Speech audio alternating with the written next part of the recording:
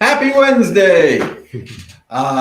This is Speedify Live's Q&A with the Speedify developers.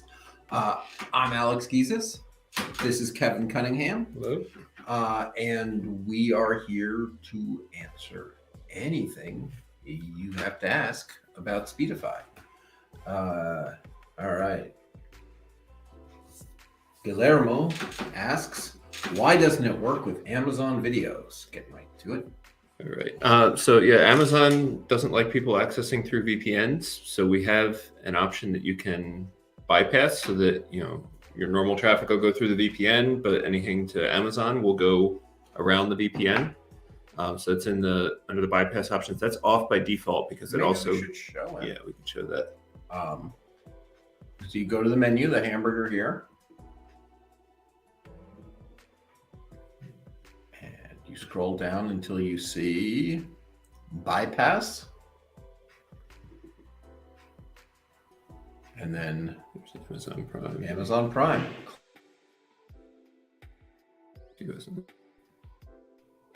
Oh no, is that going to reconnect me? No, maybe not. I hope not. On Android it would have. But yeah, okay. I guess we're going back in. And so by doing that, it'll let Amazon's videos just go around the VPN. They should go back to working for you. So cool. So that's it. We are live.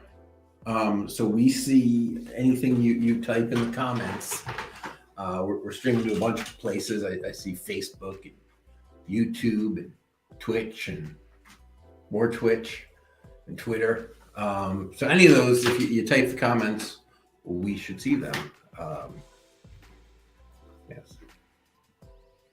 And you're welcome. So Kevin, did you want to explain a little bit more about what some of these stats in Speedify mean? Yeah. So yeah, if you scroll down from on the top here, we've talked about in previous sessions, we had the graphs and the stats about what's going on right now. What is this latency thing?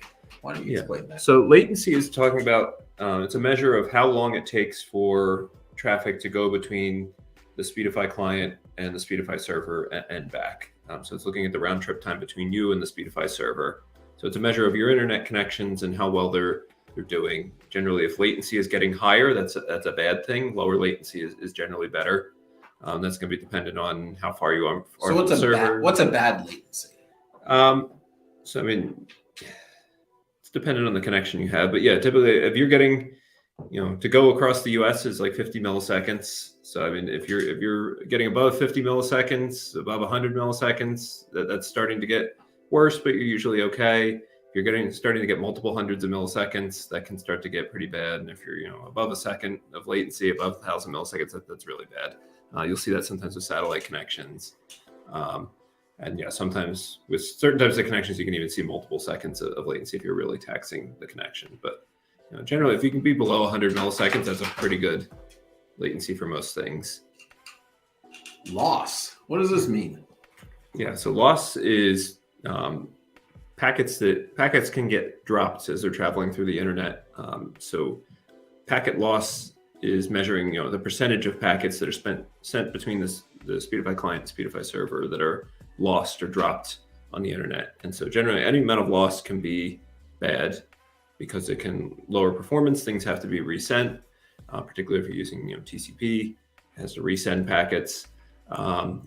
So that can decrease your performance. Even a small amount of loss can decrease your performance significantly. So seeing anything there, above zero is maybe a sign that you're having an impact on performance. But little blips here and there are okay. But if you start seeing multiple percent, 1%, 2%, 3%, generally that's a bad thing. That's something's going wrong with your connection. That you're going to see a significant impact. All right. Guillermo says, for some reason, stopped Elder Scrolls disconnects. I think that's good, right? It means I think he's saying that Elder Scrolls works better with Speedify. So why would that be? So Speedify allows you to use multiple connections to keep a single session continuity. Because we're funneling everything through the server, we can send over multiple connections. So if something happens with one of your connections, either there's some packet loss or the connection drops out completely or it slows down, we can keep sending packets on other connections, and that'll allow things to keep working without noticing that there was an issue with the internet. So that can work with lots of different things, games, live streaming, lots of things where you're sending traffic consistently and you need it to keep working. All right, Chris K says, is there a headless option for auto start on servers without displays? Yes. So if you're on Linux or Windows or Mac, there's a Speedify command line that you can use. So you can, when you install I'm assuming you're talking about servers, you're talking probably about the Linux version. So you can optionally just install the Speedify package, which is just the background service that runs without the user interface at all. They're two separate packages, and you can control it completely through the command line. So yeah, the service will install a systemd service that'll start automatically at boot if you want it to. You have instructions on making sure that it'll start at boot and connect. And you can control things through the command line. You can log in and connect the servers and see all sorts of stats and stuff through the command line, just like you would see in the user interface. So our support site has documentation about all the different commands and things like that you can do. Yeah. So support.speedify.com. There's a whole Linux section that talks about this stuff. K Miarka says London 2, London 13 servers don't work. I'm not aware of anything, but I think some of our technical support people who are watching this will rush off now and check. But yeah, if you want to clarify what doesn't work, are you not able to connect to them, or are you connected and something particular is not working for you? That'd be helpful. Let us know. Yeah. Chris K says, thank you for your product. It works wonderfully for me every week. Awesome. Thank you. Thank you. Ben Cook says, what about loss? I have 2 connections, Comcast Business and 4G. During a live video upstream, I'm constantly seeing Comcast loss of 5 to 12%. Is this normal on a 5 megabit upload? No, that sounds very high. That sounds like something you probably want to look into. Are you ever wireless? I would check, your Wi-Fi connection, or you have interference or something on the Wi-Fi connection. If you're just wired in and you're seeing that much, that's high. I mean, I would try doing some tests without Speedify 2 and confirm, are you really seeing that much loss, on your connection? You might want to talk to Comcast about it if there's. So my Ethernet connection, the screenshot, is connected to a Comcast business connection. You can see I had a moment, and I'm streaming across it at, it says 5 megabits. Let's go back to. You were doing about 2.5 megabits right now. Okay, 2.5 megabits. Loss is mostly 0. I had a moment where it spiked, and I do see that on Comcast. I see these little spikes of loss occasionally. I haven't debugged why, because I have Speedify. I've got easy 2 different cell phones hooked up to give me those 2 other internet connections. So if you go back to usage, you can see, right around that spike, I had a little spike of loss. And Speedify kicked in and said, something is wrong with this Comcast connection. Use the cellular as well. You got a whole minute there of me using 3 connections at once to stream this video. And then, the Comcast went back to normal and went back to using it. But really loss numbers, anything above 1% is not good. 2% typically cuts the speed of your internet connection in half, right? You might not realize, you might think that, 50% loss means my internet's half as fast. No, these are very optimistic protocols. Without Speedify, 2% loss basically cuts your internet speeds in half. So loss is really bad. 5 to 12% is brutal. Mouse over here. What's going on with my mouse? I can't find it. All right. Chris K. Got it. Thank you. I didn't realize CLI. He was asking about the headless stuff. Yeah. We did do a video about the CLI a couple months ago too. If you look back in the history of our videos, if you want to see more about that, where I demoed it and how it works and everything. All right. Okay, Miarka says, I can't connect me automatically to alternative servers. Try it yourselves.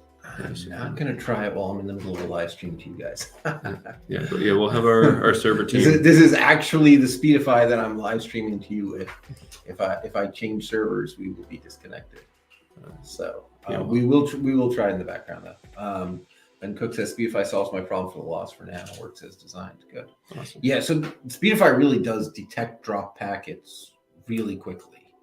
If a packet doesn't get through, Speedify server sends a message saying, I didn't get that packet, send it again. The regular internet protocols actually don't do that. TCP just acknowledges packets when they're received. So it's when you see a big block of it's been a long time and he hasn't acknowledged it yet that it normally decides to send it again. So our addition of NACs, not acknowledgements, really speeds things up. All right.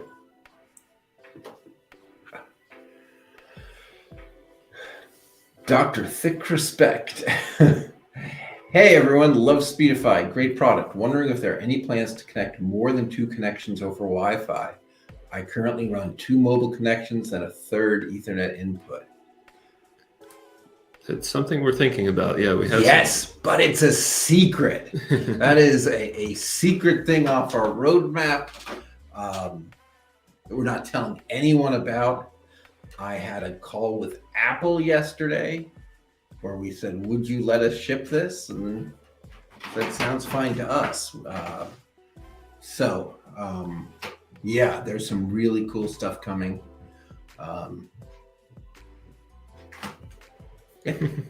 Yes.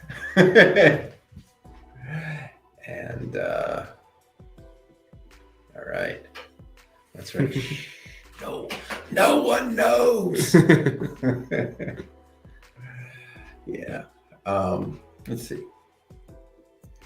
No, we don't. So Quiet Galaxy asks, is there any way to install Speedify and OpenWRT? Not yet. You can install it on any of the Debians. So you can put it on a Raspberry Pi. There's a neat project out there. It's called Smoothwan? Smoothwan, I think. Smoothwan. About hooking up a Raspberry Pi with Speedify to your OpenWRT router so you get the best of all worlds. Yeah. All right. So, we never got to those stats. Yeah. Kevin was going to explain to us what these statistics. Yeah. So up at the top, we had our real-time graphs about what's going on now. And these are more historical stats of kind of what happened. So you can look at different time periods, what happened in the past day, what happened in the past week, what happened in the past month, and of all time. So we're tracking some of these different stats here. And depending what you've done in the app, different stats, you may see a different screen here, or different stats may or may not show up. But generally these, if you've been using Speedify, will typically show up. So top one, stream urgency saves. So these are anytime Speedify is helping to save your, if you've been streaming or anything like that, we're helping you to save from either a connection that drops out or a connection that's too slow. We're failing over between connections. Any of those things, or switching over to sending packets redundantly on multiple connections, any of those kind of tactics that we do to help protect your streams from getting dropped out, then we'll count up those times. So we have a count of how many times we've helped. So this is our computer that we always live stream from. So you can see we have a bunch of stream urgency saves at different times. Things happen on the Comcast connection, and Speedify jumped in to save. Yeah, so that was one earlier during this connection, right, that we looked at when the loss spiked and it brought in. Yeah, and so seamless failovers is similar. So that's specifically looking at times where you have a connection that drops out and it switches over to the other connections. So it's looking where Speedify is able to seamlessly shift the traffic over to a different internet connection when something happens to one of the connections. So it's kind of a little bit of an overlap with the stream urgency saves, but that can happen at times even when you're not streaming, where you're just doing something else, a download or something, and it switches over. Data encrypted is just a count of how much data you've sent through Speedify, assuming that you have the encryption option on. But yeah, just a count of how much you've used through Speedify. And then similarly, the top download and upload speeds, Speedify will keep track of your peak speeds that you've hit in the download and upload direction. The Comcast connection we have here only has 40 megabits of uploads. That's why you see it only is 39 megabits there. That's the most we've ever really had to do through that. But yeah, you can see the download speed. We've hit 600 megabits at some point in the past. So what happens if we click on these? So if you click in, you can see it'll break down for each of the different time periods. Some of these will list additional historical information when you go into them sometimes. But yeah, so this just breaks down and shows you what things are there. You can clear the history if you want. All right. That's really cool. All right, let's go back to Yarka says, okay, gents, no problem, and thank you. Really glad you pick up on all questions and don't skip those. Inconvenient. Good luck. Yeah, what are we gonna do? You'll see the questions sitting there. Yeah. We got to answer them. But yeah, if you're continuing to have problems, and we'll check our servers as far as we know they're up. If you're continuing to have problems connecting to those servers, reach out to us. Let us know where you're located and everything. I mean, it could be that something's getting blocked for those particular servers, between you and those particular servers. But yeah, we can look into it with more detail. All right. I don't think anyone has told us what's up. No. All right. More questions. As we said, we're live. I'm Alex. This is Kevin. We're the people who make Speedify. So if you have questions, this is your chance to put us on the spot. All right. What else should we show them about Speedify? Mention, I guess we talked about the other stuff in the dashboard. We might as well talk about the streaming section here. Yeah. Speedify is monitoring for when it sees real-time traffic. So things like video calls, live streams, some gaming, things like that will get picked up. But things that are kind of sending consistent fixed rate traffic that you wouldn't want interrupted. So in the background, Speedify is prioritizing that traffic over any other traffic if you're using our streaming mode. So we'll prioritize that traffic. So, if a background update kicks in or something, we'll make sure that your stream or your real-time call gets prioritized ahead of that traffic to make sure that gets through. But you'll see here is when it picks up a stream, it's going to display on the dashboard here that we have an active stream. It shows how long it's been active, how much is being sent. So similarly, when we saw up on the graph up there, you can see the video traffic we're sending in the upload direction there. I guess we hit another. It's happening again. So it kicked in the other connections there. So you see it's warning us there. And it lists below that it saved us from excessive loss or latency. Saves for connection failovers if something's happening there. So it keeps counts of that stuff, shows how long the stream has been going on, and gives you some stats and information about that.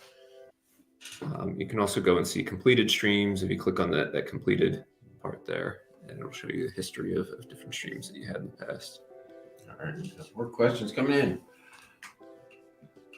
RB, are you planning to watch what Apple is doing with that weird iPhone becoming a webcam feature? Will that affect Speedify?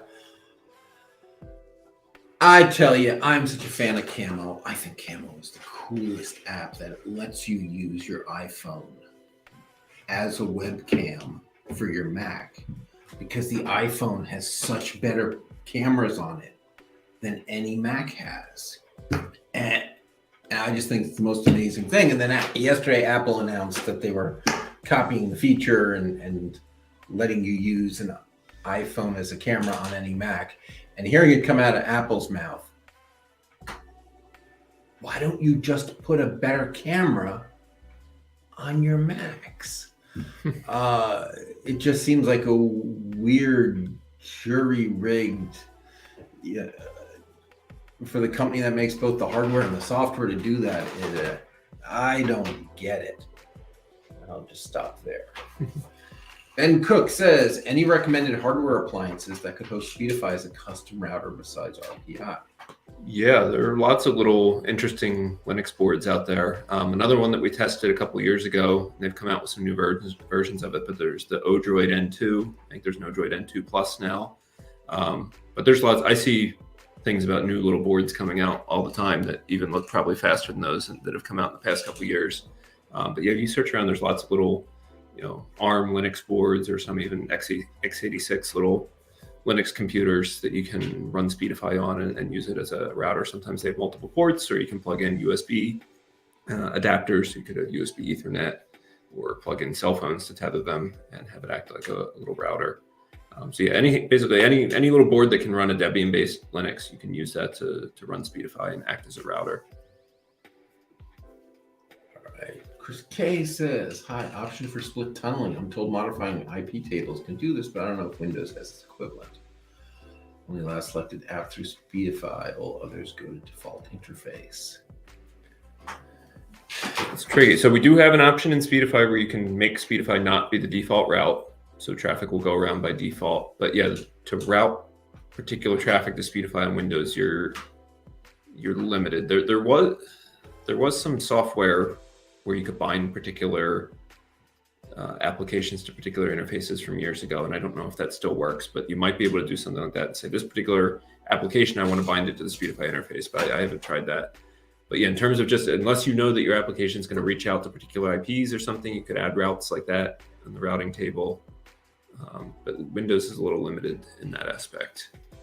Well, doesn't the CLI have the streaming bypass option? It does, yeah. That lets you add IP addresses that should go out the Wi-Fi. And this traffic will come into the TUN, into our fake internet adapter, and then we'll just locally proxy it right back out your Wi-Fi, Ethernet, whatever the operating system default is.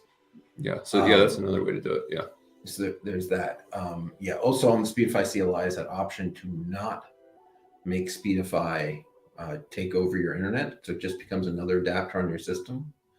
And then if you want to create, IP tables rules or whatever the equivalent is on Windows, you can make whatever complicated routing rules you want to decide which traffic goes over Speedify and what doesn't. All right.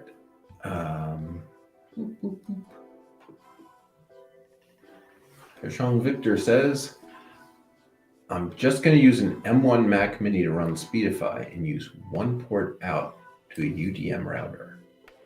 I tested with my MacBook Pro and it worked great. Sure. Yeah, it's certainly viable. Yeah. Yeah. If you don't mind dedicating it, well, you don't even need to dedicate it though. Yeah. We probably won't use one core on that Mac Mini, so you can, even at high speeds, so you can go ahead and do lots of other things at the same time on it. Yeah, that should work great. All right. I think there's one other question up there. Quiet Galaxy. All right. So what does it mean if your connection is slower while using Speedify? Is it an issue on the user's end? So there's a few different factors that come into play there. So yeah, it's a question of how much slower. So you can expect a little bit. Speedify is a VPN and does have some overhead involved to it. So you should expect, 5%, maybe 10%, depending on the connection, a reduction of a single connection speed when you're running Speedify. And we try and limit that overhead as much as we can. But generally, you're going to see a slight drop. But if you're seeing a significant drop, there's a few different factors you can look at. One is where you're located versus the Speedify server you're connected to. If you're connected to something further away, that can decrease performance, or even just trying a few different servers in a particular location. We have some different hosting providers. Sometimes one will work better than the other. So yeah, but you generally shouldn't see too much of a reduction. Also, it depends how fast your connection is. If you have a gigabit connection, you might not be able to fully utilize that on our public servers through Speedify. We do have dedicated servers. You can get up to a gigabit speed through, but generally we say 200 to 300 through our public servers. So if you have more details about exactly how much of a reduction you're seeing and what connections you have, that would give us more information to better comment on that. All right, so we're coming to the end here. Let's talk about upcoming streams. June 9th, which I think is tomorrow, if I haven't lost track of time, is Judy from Vid Academy. She's pretty good. She helps companies figure out their business strategies around video. She helps them produce their videos. She helps them start live streaming. She helps them figure out whether video on the internet is actually helping their business or not. I learned a lot talking to her. I think you guys will too. So that is tomorrow. Then we're back on June 14th with Stream Dad, who is one of the original Dead by Daylight streamers. Yeah, he's a 24/7 streamer. So he'll tell us all about streaming on Twitch, the ins and outs, how to be successful there. On the 16th, we're doing office hours, 2 p.m., not 1:30. We were a half hour early today. And let's see. Then on the 21st, we're going to have Alex Petit, the tech broadcaster and consultant. Finally go. Boy, we've really got him scheduled pretty far out here, but I'll keep going. On the 23rd, we have StreamYards coming in. So we're using StreamYard right here for the stream. That's the software we're using. It works pretty well. So all web-based, right? And so it puts this stuff over our heads and stuff. It's nice software. So we're gonna have those guys in here, and we'll talk to them about how they made it and what tips and tricks you guys can learn to improve your streams or whatever. All right, Marby says, sounds like an amazing lineup. Thanks, Marby. All right, it is 2:00. I have to run. Thank you so much, everyone, for joining us. Kevin, thanks for being here with me. Of course. So we actually can answer some questions. And that's it. All right. Thanks, everybody. Thanks.